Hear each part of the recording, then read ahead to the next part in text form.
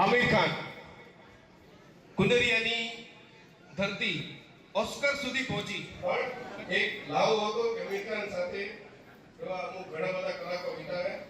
અને આ આમિર ખાન એટલી એક વર્લ્ડ પર્સનાલિટી છે જે આપણે ધન્ય છીએ કે આપણે કે આમિર ખાનનો હું એકદમ ફોલોવર છું. आमिर खान एक मात्र. तो आप लोग पिक्चर देखने के लिए रेडी हो? खुशी हो रही है कि मैं यहाँ कोटाई गांव में आया हूँ और जो लगान की पुरानी यादें हैं वो सब ताज़ा हो रही है. एक्चुअली ये ऐसे हुआ कि मेरी नई फिल्म आई है सितारे ज़मीं पर, और मुझे बहुत सालों से ये चिंता है कि जो हम लोग फिल्में बनाते हैं, क्योंकि हमारे थिएटर कम है ना, भारत बहुत विशाल देश है, तो थिएटर बड़े बड़े शहरों में ज़्यादा है, छोटे छोटे गांव में शहरों में थिएटर अपने पास है नहीं. तो गांव गांव तक अपने को पहुंचना चाहिए और छोटे शहरों में भी पहुंचना चाहिए, घर घर तक पहुंचना चाहिए, ऐसा मेरा सोचना था. तो इसलिए मैंने सोचा कि हम लोग थिएटर में तो लगाते हैं, अभी थिएटर में हमारा अच्छा धंधा हुआ, सब लोग को बहुत पसंद आई सितारे ज़मीं पर, बहुत हिट गई. लेकिन हर आदमी थिएटर तक पहुंच नहीं पाता क्योंकि थिएटर है ही नहीं नजदीक, और उसका कॉस्ट भी कभी कभी बहुत ज्यादा हो जाता है. तो मुझे लगा कि हमको हर आदमी तक पहुंचना है, जनता तक पहुंचना है. हम लोग जो फिल्म बनाते हैं वो हर जनता तक पहुंचनी चाहिए, और ऐसे दाम में पहुंचनी चाहिए कि उनको सूटेबल लगे, किफायती दाम होना चाहिए, इजी होना चाहिए. तो ये सोच के मैंने सोचा कि यूट्यूब जो है वो आज की डेट में बहुत बड़ा प्लेटफॉर्म है, हर आदमी के फोन पे है, हर आदमी के डिवाइस पे है. अभी स्मार्ट टीवी भी आने लगे तो उसमें भी यूट्यूब है, तो सबके लिए बहुत इजी हो जाता है. दूसरा, हमारी सरकार ने कुछ सालों पहले यूपीआई का स्कीम लाया, उससे देश में बहुत फायदा हुआ, क्योंकि अभी इलेक्ट्रॉनिक पेमेंट बहुत इजी हो गया. तो कोई भी चीज़ हमको चाहिए हम लोग फोन पे ही लेते हैं, तो उससे भी बहुत बड़ा एक चेंज आया. और अभी इंटरनेट का पेनिट्रेशन भी बहुत ज़्यादा हो गया. तो ये तीनों चीज़ें मद्देनजर रख के मुझे लगा कि अपन ये पिक्चर जो नई वाली है मेरी, ये हम लोग गांव गांव तक पहुंचा सकते हैं, और इंटरनेट के जरिए, यूट्यूब के जरिए ये हर जगह पहुंच सकती है, और पेमेंट भी बहुत इजीली हो सकता है. और हमने 100 रुपये का, जैसे आज पूरा गाँव देख रहा है 100 रुपये में, तो ये मैसेज मैं देना चाह रहा हूँ पूरे देश में. मैं ये मैसेज देना चाह रहा हूँ, मैं चाहता हूँ कि लोग साथ मिलकर 100 रुपये में 10 लोग 20 लोग देखें, पूरा गांव देखें, ताकि किफायती दाम में ज़्यादा से ज़्यादा लोग देखें. ये बहुत इंपॉर्टेंट पिक्चर भी है, इसमें सोशल मैसेज भी बहुत अच्छा है, एंटरटेनिंग भी है, हंसाएगी भी आपको, और एक बहुत अच्छा मैसेज भी देगी.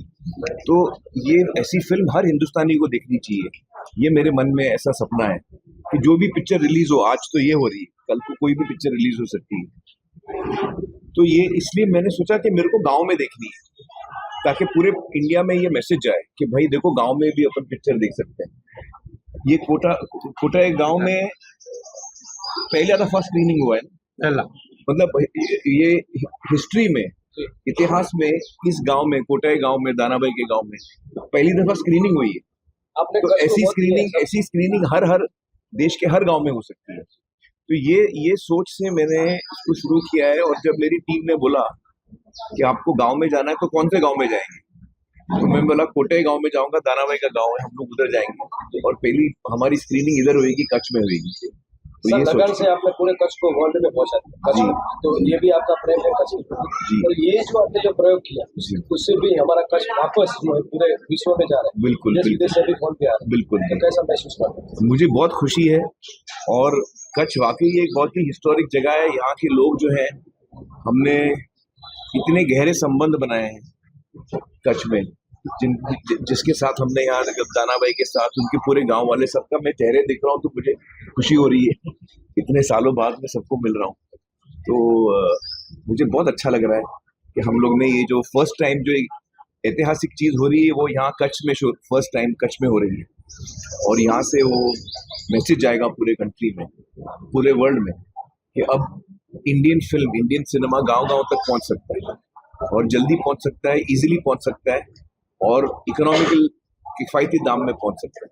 आप डायरेक्टर भी हैं, अभिनेता भी हैं, और पत्रकार भी हैं, सत्यमेव जयते.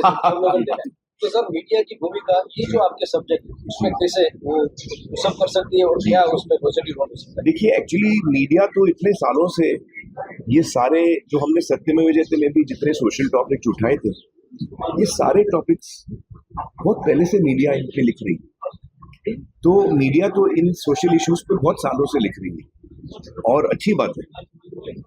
मुझे लगता है कि एज अ क्रिएटिव पर्सन मैं भी अगर फिल्म बनाऊं तो मनोरंजन लोगों का होना चाहिए 100%, लेकिन उसके साथ साथ कभी हम कुछ अच्छा टॉपिक भी ले सकते हैं जिससे अपने को सीखने को कुछ मिलता है। जैसे 3 Idiots में हमको एजुकेशन के बारे में समझ में आया, या ये फिल्म हमको बताती है सबका अपना अपना नॉर्मल। तो हर फिल्म, जैसे रंग दे बसंती थी, सरफरोश थी, हर फिल्म में हमको कुछ ना कुछ सीखने को मिलता है। तो मेरी कोशिश हमेशा ये रहती है कि मैं एंटरटेन भी करूं और हो सके तो कुछ अच्छी बात भी करूं अपनी पिक्चर में। तो इसमें भी हमने ऐसे ही करने की कोशिश की है।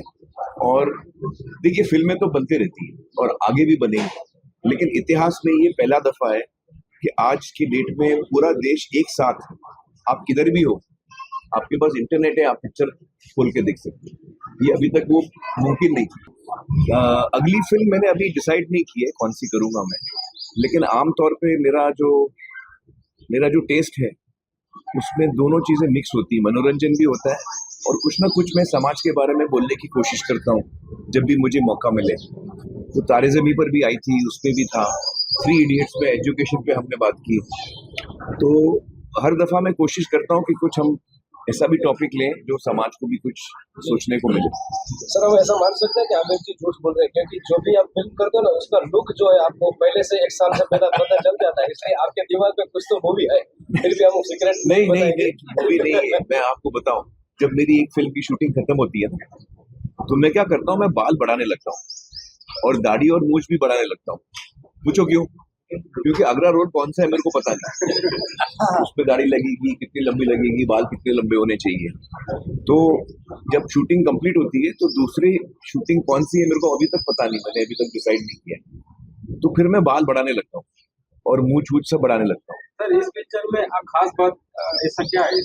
इस पिक्चर में इंसानियत है। इस खास पिक्चर करके- में इंसानियत है। सर, खास करके आज का दौर आप जो देख रहे हो कि थिएटर कहीं से बंद हो रहे जी। हैं, जहाँ मोबाइल आ चुका है, थिएटर बंद हो रहे हैं, और आप तो समाज को मैसेज देते हो, अच्छी मूवी लेकर, इसके बारे में आप क्या कहोगे? देखिए, जो हमने ये फिल्म बनाई इसी वजह से है क्योंकि हमको लगता है कि भगवान ने हम सबको बनाया, और जिसने भगवान ने आपको भी बनाया, आपको भी बनाया, मेरे को। और कुछ लोगों में कुछ हमको नजर आता है कि कुछ कमजोरी है, लेकिन हर आदमी में कमजोरी है। मेरे में भी कमजोरी है, आपको नजर नहीं आए। ऐसा कोई इंसान नहीं है पृथ्वी पे जिसकी कमजोरी नहीं है, और ऐसा कोई इंसान नहीं है पृथ्वी में जिसमें ताकत नहीं है। कोई ना कोई खासियत हर आदमी में होती है। तो ये मैसेज फिल्म का यही है कि हमको भेदभाव नहीं करना चाहिए। जब कोई बच्चा पैदा होता है घर में, मानसिक तौर पे, इंटेलेक्चुअली हो सकता है वो थोड़ा स्लो हो सकता है उसको कोई डिसेबिलिटी हो सकता है, लेकिन इसका मतलब ये नहीं कि हम उसको समाज से अलग रखें, उसकी जिंदगी बर्बाद हो जाए। ऐसा नहीं होना चाहिए। इसमें 2 वजह है। एक तो जो बच्चा है, ये सब भगवान ने हम सबको बनाया, तो वो जिस घर में पैदा होता है तो उसको अलग रखते हैं। कोई उसको घर पे बुलाता नहीं है, कोई बर्थडे भी होता है तो उसको बुलाते नहीं है, उसको अलग अलग रखते हैं। बाकी के पेरेंट्स बोलते हैं भाई इसको दूर रखो। इससे वो बच्चे को तो तकलीफ होती है, लेकिन जो हमारे जो सपोज टू बी नॉर्मल बच्चे हैं, जिनमें कोई इंटेलेक्चुअल डिसेबिलिटी समझो नहीं है, इसमें उनका भी नुकसान है। क्योंकि जब हम इन बच्चों को अलग रखते हैं तो इनसे जो हमको सीखने को मिलता है वो हम मिस करते हैं। और डाउन सिंड्रोम, ऑटिस्टिक जो बच्चे होते हैं, डाउन सिंड्रोम के बच्चे बहुत मोहब्बती होते हैं, बहुत लविंग होते हैं। वो आपको बहुत सारी चीजें सिखाते हैं, वो हमेशा खुश रहते हैं। हम में से कितने लोग हैं आज जो ये बोल सकते हैं कि मैं हमेशा खुश रहता हूँ? तो उनसे हमको बहुत कुछ सीखने को है। जिंदगी में हर आदमी के पास कुछ ना कुछ उसको लगता है कि मैं और आगे जाऊं। ऐसा कोई आदमी नहीं है जो सेटिस्फाइड है। सर, वही लेकिन लास्ट क्वेश्चन, लेकिन ये सेटिस्फाइड, इनको कोई बहुत खुश रहते हैं ये। दूसरा, ये आपको कभी हर्ट नहीं करेंगे क्योंकि इनके मन में प्योरिटी है, इनके मन में कोई नेगेटिव चीज नहीं आती। तो इनसे हमको बहुत कुछ सीखने को मिलता है। अब क्या है, बचपन से हम अपने बच्चों को भी अलग रखते हैं इनसे, तो हमारे बच्चे भी सीख नहीं पाते कि संवेदनशील कैसे होना चाहिए, सेंसिटिव कैसे होना चाहिए, किसी और बच्चे को हेल्प चाहिए तो अपन कैसे हेल्प कर सकते हैं, ये सब हम सीखते नहीं। तो सारे बच्चों को हमेशा साथ में रहना चाहिए। हम सब, भगवान ने हम सबको बनाया, हमारा क्या हक बनता है कि हम किसी को बोले आप मत आओ। तो ये फिल्म का ये मैसेज है कि सबका अपना अपना नॉर्मल, हम सब साथ में रहेंगे और एक दूसरे की हेल्प करेंगे। देखिए एक्चुअली मीडिया तो इतने सालों से ये सारे जो हमने सत्यमेव जयते में भी जितने सोशल टॉपिक्स उठाए थे, ये सारे टॉपिक्स बहुत पहले से मीडिया इन पे लिख रही है। तो मीडिया तो इन सोशल इश्यूज पे बहुत सालों से लिख रही है और अच्छी बात है। मुझे लगता है कि एज अ क्रिएटिव पर्सन मैं भी अगर फिल्म बनाऊं तो मनोरंजन लोगों का होना चाहिए 100%, लेकिन उसके साथ साथ कभी हम कुछ अच्छा टॉपिक भी ले सकते हैं जिससे अपने को सीखने को कुछ मिलता है। जैसे 3 इडियट्स में हमको एजुकेशन के बारे में समझ में आया, या ये फिल्म हमको बताती है सबका अपना अपना नॉर्मल। तो हर फिल्म, जैसे रंग दे बसंती थी, सरफरोश थी, हर फिल्म में हमको कुछ ना कुछ सीखने को मिलता है। तो मेरी कोशिश हमेशा ये रहती है कि मैं एंटरटेन भी करूं और हो सके तो कुछ अच्छी बात भी करूं अपनी पिक्चर में। तो इसमें भी हमने ऐसे ही करने की कोशिश की है। और देखिए फिल्में तो बनते रहती हैं और आगे भी बनेंगी, लेकिन इतिहास में ये पहला दफा है कि आज की डेट में पूरा देश एक साथ, आप किधर भी हो, आपके पास इंटरनेट है, आप पिक्चर खोल के देख सकते हैं। ये अभी तक वो मुमकिन नहीं था जो हम लोग ने कोशिश की है। सॉरी आपकी पिक्चरों का बहुत इंतजार रहता है, लेकिन बहुत नहीं, मेरे को टाइम लगता है पिक्चर के मिस्टर परफेक्ट सर, लेकिन मैं कोशिश करूंगा कि और जल्दी करूँ। फिल्म में क्या डिफिकल्ट रहा? हाँ, पढ़कर था एक्चुअली मैं कहूँगा कि ये फिल्म में जो 10 एक्टर हैं हमारे, वो people with intellectual disabilities, 10 actor हमारे ऐसे हैं और हमने एक्टर लेके काम नहीं करा है, ये सब रियल है। जो उनकी तकलीफ है वो रियल है। तो पहली दफा हमने 10 लोगों के साथ काम किया जो पीपल विद इंटेलेक्चुअल डिसेबिलिटीज जिसको बोलते हैं। और आमतौर पे लोगों को लगेगा कि उनके साथ काम करने में थोड़ी दिक्कत होती है, आपको टाइम ज़्यादा लगा होगा, काम में दिक्कत हुई होगी, लेकिन मैं आपको बोलना चाहता हूँ कि ऐसा कुछ नहीं हो, क्योंकि ये 10 के 10 इतने एक्साइटेड थे, अपनी सारी डायलॉग्स लर्न करके आते, सीख के आते थे, सेट पे आते थे, खुश थे। उनको काम करने का जो उत्साह उनका है अलग लेवल का। कितनी बार रोए थे सर? तो मैं तो बहुत दफा रोया हूँ। मैं जल्दी रोता हूँ, बहुत इमोशनल हूँ मैं। तो मुझे जो काम करने का मजा आया इन 10 लोगों के साथ, वो अद्भुत ही था और बहुत मैंने एंजॉय किया। इनके साथ बहुत कुछ सीखने को मिलता है। दोस्तों आमिर खान जी Thanks for watching the video.